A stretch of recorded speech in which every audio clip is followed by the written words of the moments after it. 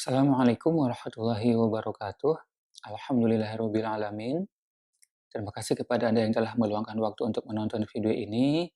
Insya Allah pada kesempatan kali ini kami akan menyampaikan materi kesehatan dasar yakni mengenal gangguan kesehatan. Pastikan Anda mencermati video ini sampai tuntas.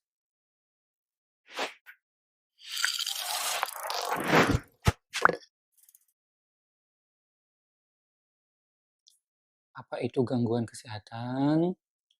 Secara sederhana, gangguan kesehatan berarti segala bentuk kelainan pada manusia, baik pada jiwa maupun pada jasadnya, yang menyebabkan indikator sehat ini tidak tercapai.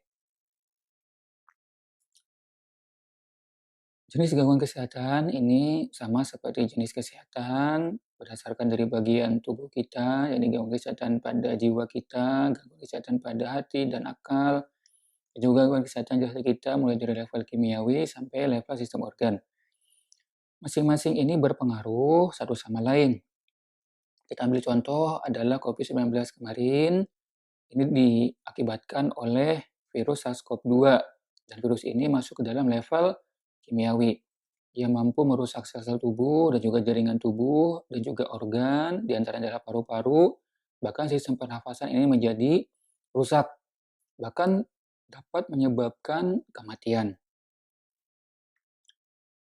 Kemudian penyebab atau faktor-faktor yang mempengaruhi gangguan kesehatan ini ada dua secara umum, yaitu faktor internal dan juga faktor eksternal. Faktor internal ada dari bagian jiwa kita dan juga bagian jasad kita.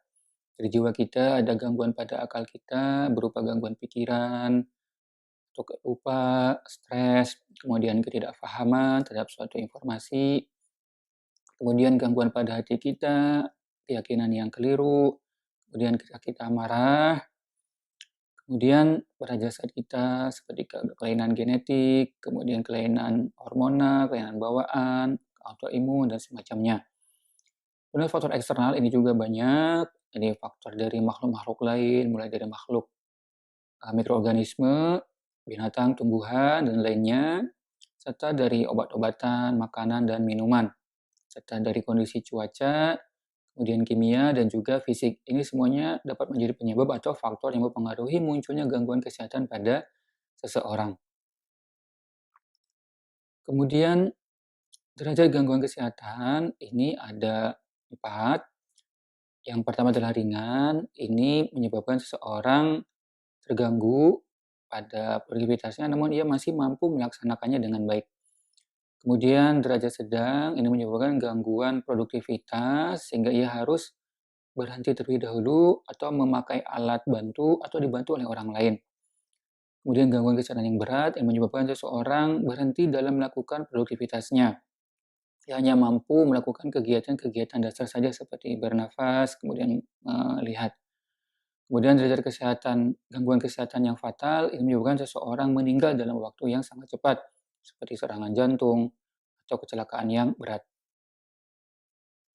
Lalu penanganan gangguan kesehatan ini ada 11 secara umum. Yang paling utama, sederhana, yang didahulukan adalah meminta tolong, meminta bantuan. Yakni meminta tolong kepada Allah Subhanahu wa taala sebagai pencipta kita dengan berdoa kepadanya. Kemudian meminta bantuan kepada para ahli, para dokter, terutama bagi Anda yang tidak memiliki ilmu atau belum memiliki pengalaman atau pada kondisi gangguan kesehatan yang berat, yang sedang atau bahkan yang ringan. Kemudian 10 lainnya bisa Anda lakukan ketika Anda memiliki ilmu, pengetahuan, ataupun pengalaman dalam menangani gangguan kesehatan. Lalu dalam penanganan tadi, ini ada 3 langkah juga yang perlu dilakukan, yakni monitoring ataupun pengawasan. Ini untuk memastikan bahwa langkah-langkah yang sudah kita lakukan dalam penanganan gangguan kesehatan ini sudah benar. Ketika ada yang tidak benar, maka langsung diperbaiki. Kemudian evaluasi untuk menilai hasil dari langkah-langkah yang sudah kita lakukan. Apakah sudah sembuh ataukah belum sembuh.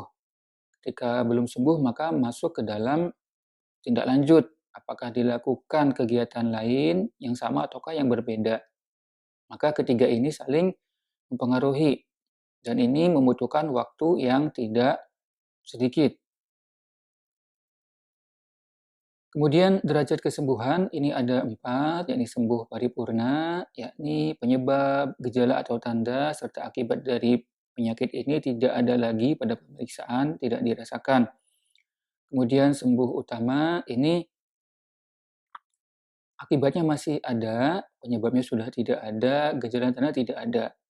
Misalkan orang patah tulang, tulangnya sudah menyambung lagi, sudah baik, bisa digerakkan.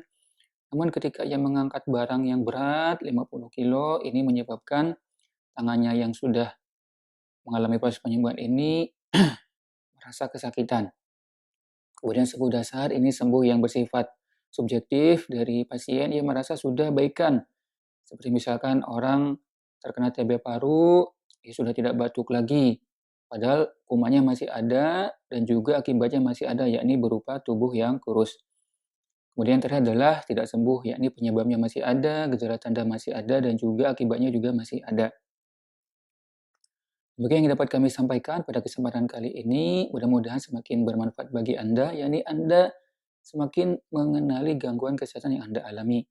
Sampai jumpa di lain kesempatan. Assalamualaikum warahmatullahi wabarakatuh.